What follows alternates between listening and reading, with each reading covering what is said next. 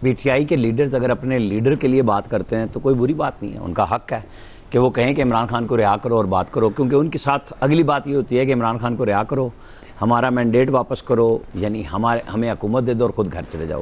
تو وہ تو کوئی حکومت نہیں کرے گی، نہ یہ بات ہوگی، نہ کوئی مانے گا نہ سمجھے گا. اب اصل ایشو آ رہا ہے اگلا کہ اتفاق رائے. گورنمنٹ بالکل اتفاق رائے کی کوشش کرے گی اور ہونی بھی چاہیے کہ اگر آپ صحیح معنوں میں آئینی طور پہ دیکھنا چاہتے ہیں کہ عدالتی اصلاحات ہوں اور جو رکاوٹیں ہیں ان بیریئرز کو آپ دور کرنا چاہتے ہیں تو بات ہونی چاہیے. ابھی مولانا فضل الرحمان یہ جو کھانا ہے آپ سمجھ لیں کہ میڈیا کی وجہ سے ہے کہ اتنے تانے پی ٹی آئی کو پڑے گئے، یار وہیں انہی کے در پہ پڑے رہتے ہو، اور مولانا تو کبھی کسی کی طرف گئے نہیں ان کی طرف. تو ظاہر ہے اسد کیسر نے جب دعوت دی تو آج مولانا نے کہا بھی نا کہ اس نے میرے پاس اتنے کھانے کھائے ہیں، تو اس کا مطلب یہی ہوتا ہے کہ بھائی جواباً میں بھی کھانے کی دعوت پہ آ گیا ہوں. تو یہ خیر سگالی سیاستدانوں کے اندر ہونی چاہیے، اور مولانا فضل الرحمان نے تو بہت وسعت قلبی کا مظاہرہ کیا کہ جو کچھ پی ٹی آئی ان کے ساتھ کرتی آئی ہے، اور آج کل بھی وہ تیر لگا کے سارے کھڑے ہوئے ہیں کہ اب ہم نے نورانی کب تک کہنا ہے جب تک آپ ہمارے ساتھ کھڑے ہیں، ورنہ پھر آپ کو ڈیزل کہتے پھریں گے یا کچھ اور کہیں گے، کیونکہ آپ ان کے سارے سوشل میڈیا کو دیکھ لیں، روزانہ پوچھتے ہیں کہ کب تک یہ کام کہنا ہے.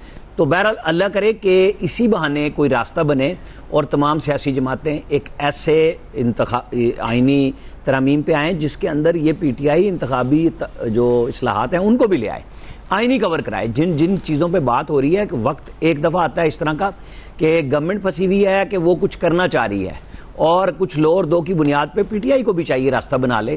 وہ عمران خان کا راستہ تو عدالتوں سے نکلنا ہے، وہ جیسے نکلتا ہے ویسے ہی نکلے گا، لیکن یہاں پہ اگر بات چیت ہو رہی ہے، سیریس بات اگر کرنی ہے، ورنہ میں اور آپ دیکھیں گے کہ پی ٹی آئی بائیکاٹ کر جائے گی اس آئینی ترمیم کے وقت، یا وہ کاؤنٹنگ میں کھڑے ہو کے کہیں گے کہ ہم گنوائیں گے کہ ہم نے مخالفت میں ووٹ دیا، ہم نہیں مانتے.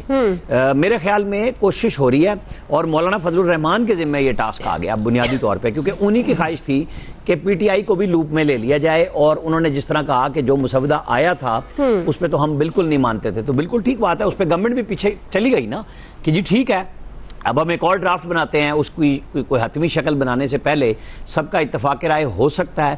یہ موقع ملتا ہے کئی دفعہ جا کے کہ بھئی ٹھیک ہے، اتنی سخت لڑائی میں اگر کوئی ایک شخص جو سب سے زیادہ عتاب میں رہا ہو عمران خان کے اور وہی مرکز بن جائے. بے شک عمران خان صاحب کے آج بھی تحفظات تھے، لیکن جب آج انہیں پتہ لگے گا کہ وہ کھانے پہ بھی پہنچ گئے، اور مولانا نے ہنستے ہوئے کہا تھا نا کہ چلو انہوں نے تبصرہ نہیں کیا تو میں بھی نہیں کرتا، تو دونوں نے ان کا تو حالانکہ رویہ دوسرا تھا. عمران اصغر سے میری بات ہوئی ہے کہ وہ پازیٹیو وے میں نہیں تھا، مولانا نے تو مسکراتے ہوئے جواب دیا. ان کے اندر ابھی شکوک و شبہات ہیں مولانا فضل الرحمان کے بارے میں عمران خان کے پاس کہ پتہ نہیں یہ آخری وقت میں کیا کریں گے، کیونکہ یہی ہوتا ہے کہ جی بات چیت ہو رہی ہے کسی طرف جائے گا، لیکن پی ٹی آئی کی جو قیادت اس وقت بات چیت کر رہی ہے، جب بائیکاٹ اگر کرے گی اور جو باتیں مولانا فضل الرحمان ان کی طرف سے گورنمنٹ سے بنوائیں گے تو پھر مشکل پی ٹی آئی کی اس قیادت کے لیے ہوگی کہ وہ کیا کرے گی. سپریم کورٹ ظاہر ہے جو کہہ دے سب ٹھیک ہے، لیکن آئینی ادارہ الیکشن کمیشن بھی ہے اور وہ بھی جو کر رہا ہے تو یہ ایک اچھی تاریخی حیثیت بنے گی.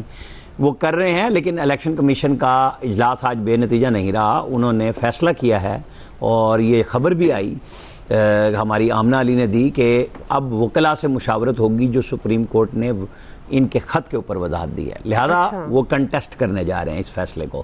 اپیل وہ پہلے کر چکے ہیں اور جو وضاحتی نوٹ آیا اس پہ عمل درآمد نہیں ہونے جا رہا، اس کو وکلاء کی مشاورت سے انہوں نے مشروط کر دیا ہے. تو اچھی بات ہے، جو آئینی ادارے اپنے اس میں رہ کے اور ڈومین میں رہتے ہوئے کوسچن مارک لگاتے ہیں ایک دوسرے کے اوپر، چیک کرتے ہیں، تو ٹھیک ہے. بحث تو آخر سپریم کورٹ میں ہونی ہے نا جا کے کہ الیکشن کمیشن کے وکلاء سے مشاورت کے بعد جب وہ فیصلہ کریں گے تو ٹھیک ہے، پھر وہ جائے گا تو سپریم کورٹ میں نا. انہوں نے اپیل کی ہوئی ہے، وہ فیصلہ نہیں تفصیلی دے رہے، جب تفصیلی فیصلہ آئے گا تو اپیل بھی لگے گی، جو ان کی یا اپیل کے لفظ کو دوسری طرح بھی کر لے کہ جو انہوں نے اس کے اوپر ریویو ڈالا ہے. تو اب جو انٹرا پارٹی کا ہے، بالکل یہ بھی ایک تاریخی حقیقت ہے کہ الیکشن کمیشن اور پی ٹی آئی کے آپس میں سنگ پھنسائے ہوئے ہیں، تو دونوں ایک دوسرے پہ کر رہے ہیں. الیکشن کمیشن کو سپریم کورٹ تک جا کے کامیابی حاصل ہوئی جو پی ٹی آئی کے نشان پہ فیصلہ کیا، جو پی ٹی آئی کے الیکشن پہ فیصلہ کیا. تو اس معاملے میں الیکشن کمیشن کو ٹھیک ہے، ہماری عادت ہے، ہم سپریم کورٹ بڑی ہے اور ہم کہیں گے الیکشن کمیشن تو پارٹی ہو گیا، لہذا وہ کر رہا ہے. الیکشن کمیشن کو endorse Supreme Court of Pakistan نے کیا. اب جا کے جب یہ فل کورٹ کا فیصلہ آیا اس میں انٹرپریٹیشن یہ آئی کہ اس فیصلے کو غلط سمجھا گیا. ارے بھائی وہ جو غلط سمجھا گیا تو پی ٹی آئی کے وکلاء بھی وہیں تھے، سارے کوئی لوگ وہیں بیٹھے ہوئے تھے. تو جو ججز نے سوالات اٹھائے کہ بھئی آپ نے جا کے اپنی پارٹی کا جو نام تھا وہ کیوں نہیں ریوائیو کرایا اور اپنے لوگوں کو دوبارہ پارٹی میں کیوں نہیں شامل کرایا؟ یہ سوال ججوں نے اٹھائے، میں نے اور آپ نے نہیں اٹھائے. انہوں نے مکمل یکسوئی سے انصاف بالکل پی ٹی آئی کو دیا ہے. اب یہ ریویو میں بھی لگے گا، بات بھی ہوگی، بحث بھی ہے. اچھی بات ہے، ہمارے ہاں ہر چیز کو کارپیٹ کے اندر رکھ کے دبا کے ہو جاتا ہے. اب آئینی ادارے آپس میں آ رہے ہیں سامنے اور ایک تعمیری بحث ہوگی اور نتیجہ آ جائے گا. جی ایاز صاحب. ایک تو میری درخواست ہوگی اسکندر سلطان راجہ صاحب سے کہ کچھ انڈیپینڈنٹ وکلا سے بھی مشورہ کر لیں. صرف سرکاری وکلا سے مشورہ کیا تو ظاہر ہے وہ تصادم کی طرف ہی ان کو لے کے جائیں گے. اور وہ جو ایک کوشش تھی قاضی صاحب کو ایکسٹینشن دینے کی، وہ اگرچہ نہیں مانتی اب گورنمنٹ، وہ تو ہو گئی ناکام. اس لیے اب فیوچر میں مجھے مشکل لگتا ہے جو یہ فیصلے کرنے جا رہے ہیں الیکشن کمیشن. ایک اور غلطی کر دی الیکشن کمیشن نے، جی جے یو آئی کا بھی کیس ساتھ لگا دیا. مطلب مولانا کو اگر تھوڑا غصہ تھا اب اور بڑھا دیا گیا ہوگا کہ ایسی کی تیسی. یہاں پتہ نہیں ہے سب کو کہ یہ کس طرح سے یہ کیسز لگ جاتے ہیں. مطلب آپ نے جب وہ وزارتی حکم جاری ہوا سپریم کورٹ، اس کے بعد آپ کو وہ یاد آ گیا کہ جی ہاں ایسی کی تیسی ان کا کھول لیں کہ اب یہ تو مطلب کیا انوکھے الیکشنز ہوئے ہیں باقی پولیٹیکل پارٹیز کے جو پی ٹی آئی نے نہیں کیے. لیکن ظاہر ہے چونکہ آپ کو کہا گیا ہے کہ آپ نے یہ کرنا ہے اس لیے آپ کر رہے ہیں.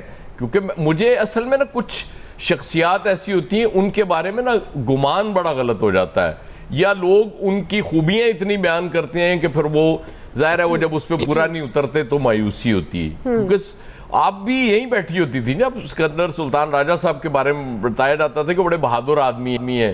جب الیکشن کیمپین شروع ہوگی تو آپ دیکھیے گا کہ پی ٹی آئی کو بھی مساوی مواقع دیں گے، ایکول ہر چیز ہوگی. لیکن آپ نے وہ دیکھ لیا اس کے بعد انہوں نے کیا کیا. اس لیے مایوسی بنتی ہے اور ہونی چاہیے. تو میرے خیال میں کوشش یہ کرنی چاہیے راجہ صاحب کو کہ سپریم کورٹ سے تصادم کی طرف نہ جائیں. باقی انہوں دی مرضی تے اگو تیرے پاگلے چھیے. چلیں جی کوئکلی ناظرین بریک واپس آ رہے ہیں. یہی سوال فیصل صاحب الیاس صاحب کا ٹیک لیتے ہیں، ہمارے ساتھ رہیے گا. جی ویلکم بیک ناظرین. ہم بات کر رہے ہیں انٹر پارٹی الیکشن. اب 10 دن کی مہلت مل گئی ہے پی ٹی آئی کو ریکارڈ جمع کرانے کی. فیصل صاحب، الیکشن کمیشن نے کہہ دیا ہے کہ پی ٹی آئی پر انتباہ کر دیا کہ 5 سال کی پابندی لگ سکتی ہے اور انٹر پارٹی الیکشن کے نتائج بھگتنا ہوں گے 5 سال بعد. الیکشن کمیشن کا یہ کہنا ہے. آپ کو لگتا ہے سپریم کورٹ کے فیصلے کے بعد کیا پی ٹی آئی پر پابندی لگنے کے چانسز ہیں؟ دیکھیں، ہم الیکشن کمیشن کی نیت پر شک نہیں کرتے، اس کے جو طریقہ کار پہ بھی ہم شک نہیں کرتے. 8 فروری تک الیکشن کمیشن نے جو کچھ کیا ہوگا ہم تسلیم کر لیتے ہیں کہ آئین و قانون کے دائرے میں کیا ہوگا. لیکن جو کچھ 8 فروری کو ہو گیا ہے اب اس سے سبق سیکھ لیں. آپ 8 فروری کے بعد نہیں لڑیں. اگر آپ 8 فروری کے بعد لڑ رہے ہیں تو آپ تحریک انصاف کے ساتھ نہیں لڑ رہے. آپ 8 فروری کے بعد مینڈیٹ سے لڑ رہے ہیں. 8 فروری کے بعد جو آپ ایک جو ووٹ ملا ہے اس ووٹ سے لڑ رہے ہیں. دنیا کو پتہ ہے نا کہ 8 فروری کو کیا ہوا اور اس ملنے والے ووٹ میں نوجوانوں کا کتنا ووٹ تھا. تو آپ اس نوجوان نسل کے ساتھ جو ہے وہ دست و گریباں ہو رہے ہیں. نہیں ہوئی آپ کا